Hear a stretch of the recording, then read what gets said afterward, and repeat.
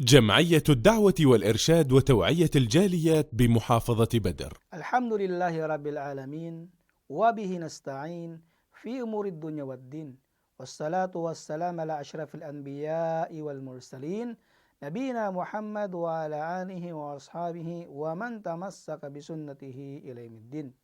Lahat ng papuri ay para kay Allah lamang, nawayang kapayapaan at pagpapala ay mapasahuling sugo na sa Propeta Muhammad sallallahu alaihi wasallam, sa kanyang pamilya, sa kanyang sahaba at sa lahat ng sumunod sa kanya.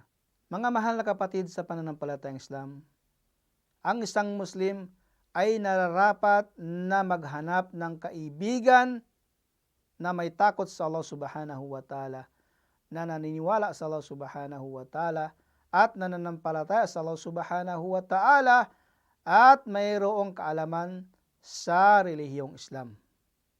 Sinabi ng Propeta Muhammad sallallahu alaihi wasallam, "Ar-rajulu awil mar'u ala dini khalilihi falyanzur ahadukum man yukhalil." Sinabi ng Propeta Muhammad sallallahu alaihi wasallam, ang isang lalaki o ang isang tao ay naayon sa kanyang relihiyon ng kanyang kaibigan.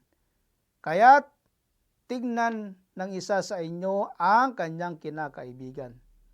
Kaya mga mahal na kapatid sa pananampalatayang Islam, nararapat lamang para sa isang Muslim na maghanap ng mabuting kaibigan na dadala ka sa pananampalatayang Islam, may takot sa Allah subhanahu wa ta'ala, sumusunod sa katuruan ng Islam, sa utos ng Allah subhanahu wa ta'ala, at iniiwasan niya ang ipinagbabawal ng Islam.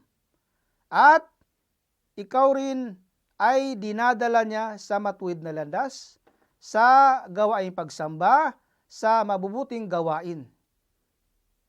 Dahil kung kayo ay magkasama, kayo ay tinitignan ng mga tao. Kung siya ay mabuti at mabait, para ka na ring mabuti. Kung sino ang kinakaibigan mo, parang nadadala ka sa kung sino ang kinakaibigan mo.